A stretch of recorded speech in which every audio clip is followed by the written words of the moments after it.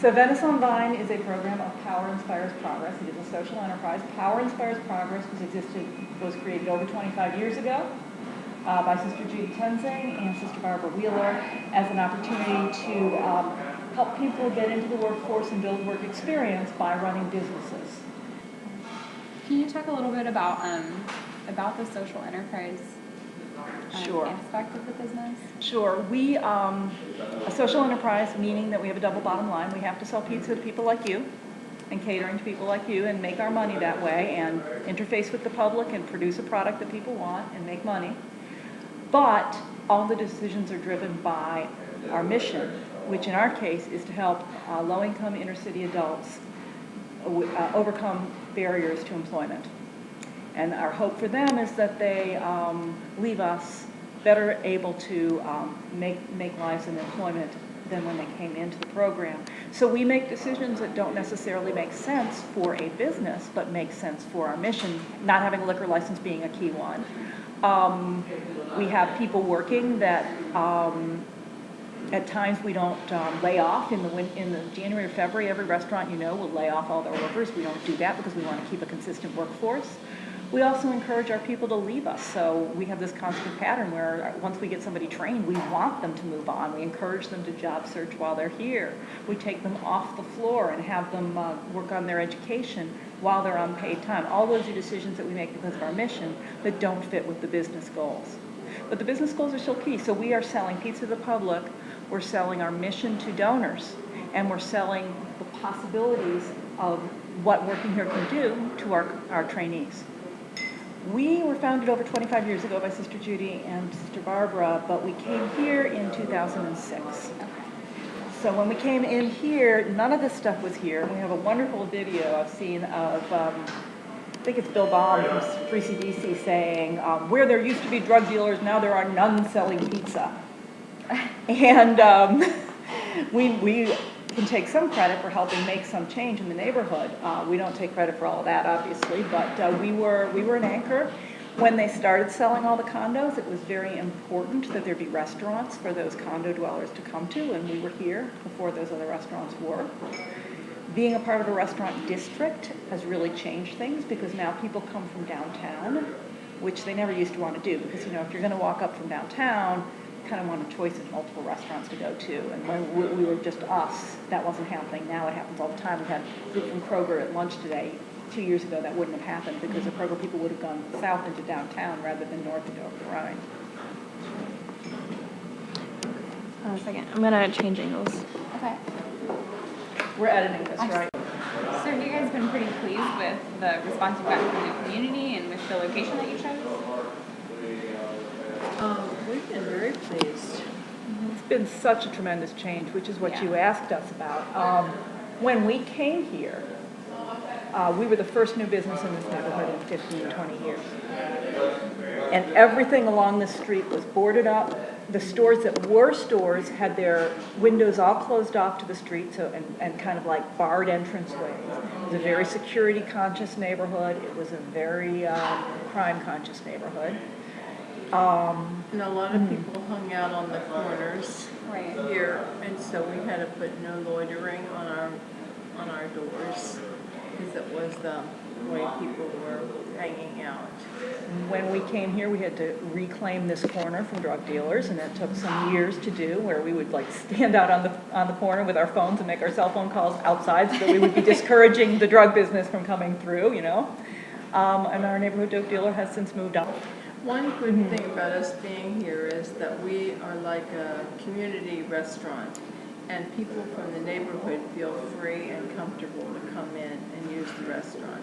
And I'm pleased that has happened and that exists. It's important.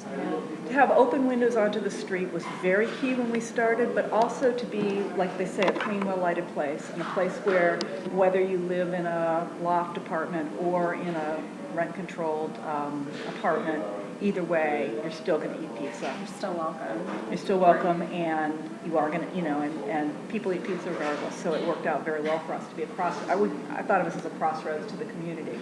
I would say our clientele's changed recently. very much. Do you feel like the majority of your patrons come from like local community members that have been here for a while, or do they come from new residents? Like, Both. what's your demographic like? Both. We still get social service agencies who use us as their key restaurant. Our business is still very much catering is a huge part of our business. We take that all over the city. They don't come to us, we go to them. But yes, to be demographic, our audience, our customer base is whiter, has more children. There is, food is a cultural issue. Different kinds of food are beloved by different kinds of audiences, you know. Organic coffee. Some people don't care about that kind of thing. Other people, you know, really good coffee is really key. So those kinds of things do change when the customer base changes. We have many more customers now. They have events in Washington Park. We see a lot of people. We're still not key to the young professional crowd that you'll be probably interviewing because we don't have a liquor license.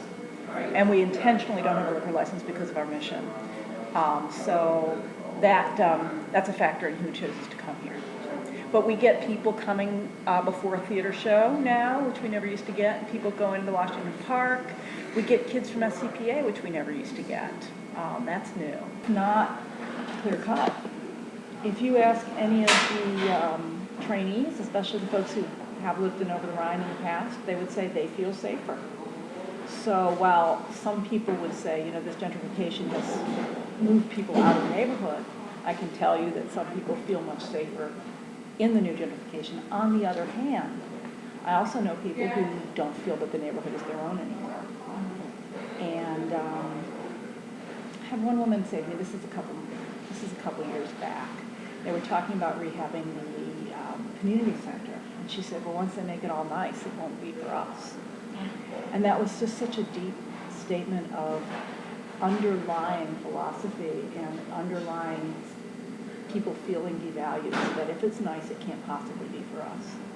Recently, I just renegotiated our lease with our landlord over on community housing, and I said to them, you know, they could make a lot more money for this. We have more space here, more floor space here than a lot of those very popular restaurants down the street that are making a lot of money. We can't afford to pay that. So I said over on community housing, you could make a lot more money from some other tenant. And they said that they felt that we were a part of their mission because we are a place that their tenants can be comfortable, can be employed, and can eat, both. And that we serve the community to keep an anchor in this community of a community-based business. So that's a really wonderful partnership, but I think that says a lot. Especially with all the restaurants and bars coming up, it's becoming a hotspot. Wine has really changed. And we work really well I really appreciate our neighbor new businesses. I'm part of the Merchant Association. They've always been supportive of us. We support them. You know, we got our lights from Switch. They come over and get pizza from us. It is supportive. It's not an old comers versus newcomers kind of thing. They've been supportive. The new businesses have.